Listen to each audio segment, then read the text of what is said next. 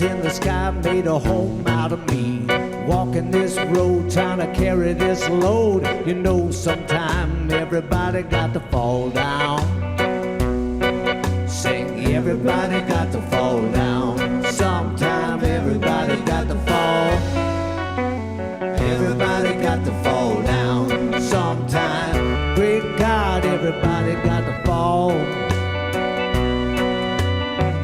You know that your best friend sure have got to fall. Job was a good man, you know he had to fall. Everybody that you ever know, everybody that you ever seen got to fall. Fall.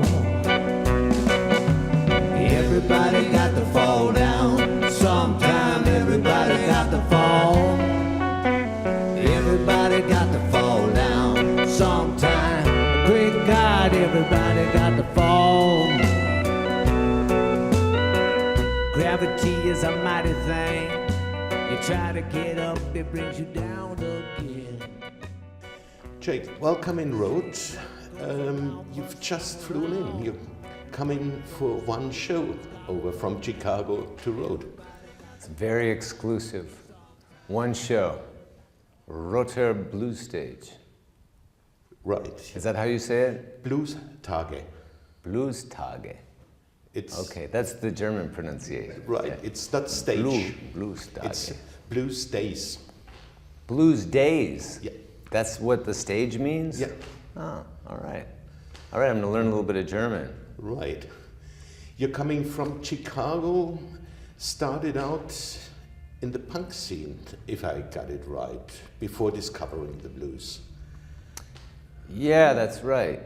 I hung around the punk rock scene when I was a teenager, 13, 14, you know, like that. But really at the same time, I was listening to a lot of different kinds of music. I was very into old soul music, reggae, the early reggae records, and rock and roll, of course.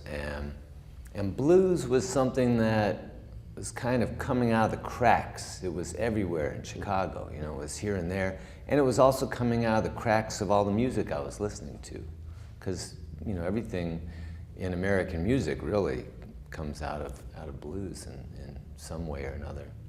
And now it's what we journalists and also the fans just remember, it's Americana, what you're playing, kind of American music.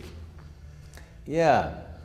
Yeah, Americana to me, it's getting to be a more and more specific sound though, where Americana is like guys strumming guitars and singing with kind of country beats or something like that. And I don't really play much of that kind of music.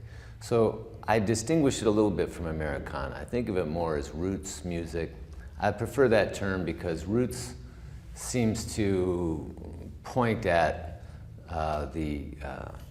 all of the early, you know, tradition, the gospel music, soul music, you know, rock and roll. I think of Americana more as being like alternative country singer-songwriter or something like that. I don't know if it's true, but that's what I think of.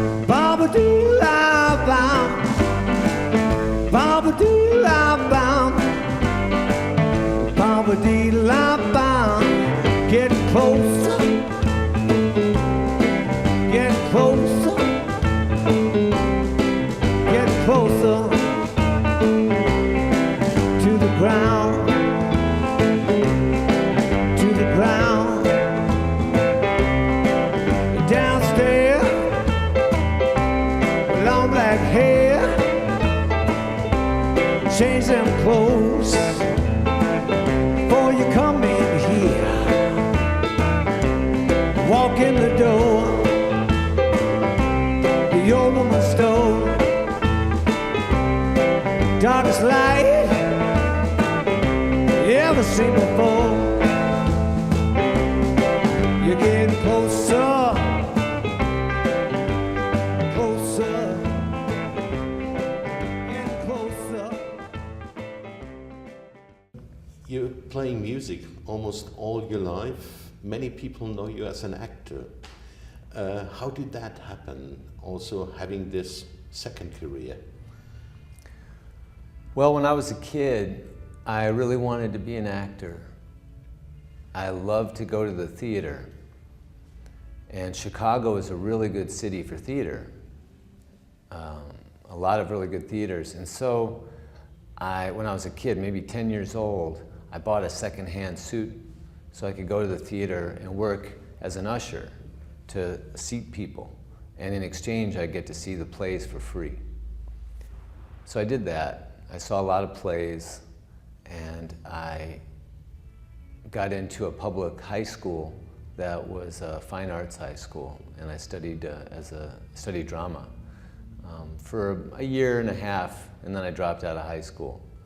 And then music started to take over around that time. So actually the acting thing was the first thing, although the whole time I was listening to music obsessively, completely obsessed with music. I would go to the library, because you go to the library and it was a free place to go and hear music. It was like a treasure trove. It was unbelievable. I thought everybody should know about this. There was like nobody there. You could go there, listen to records over and over again. Nobody throws you out. And so I was very, very obsessed with music, but it never occurred to me that I could play music. I thought that was something, you know, really far away. Like, wow, to be a musician, it's like being, I don't know, from another world or something. So slowly I learned how to play a few chords here and there. Some of my friends in the punk rock scene, people I would meet on the street when I was traveling. And I listened to, you know, more of those blues records, and then that started to happen.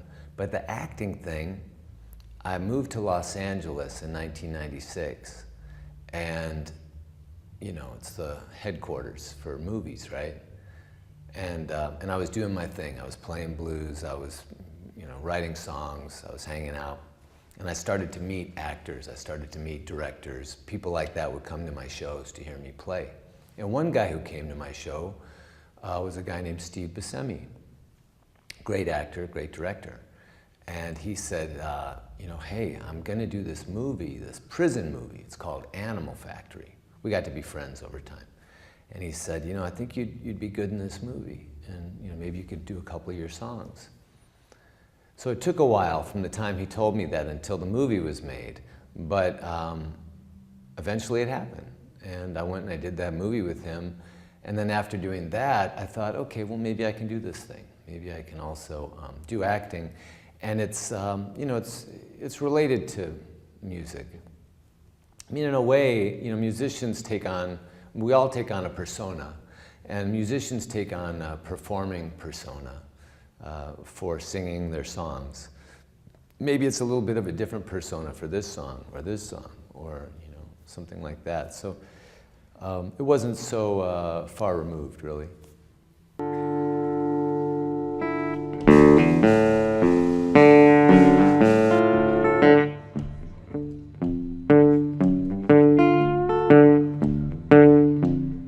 Crying I ain't going down big road by myself, big road by myself. Don't you hear me talking now? I ain't going down this big road by myself.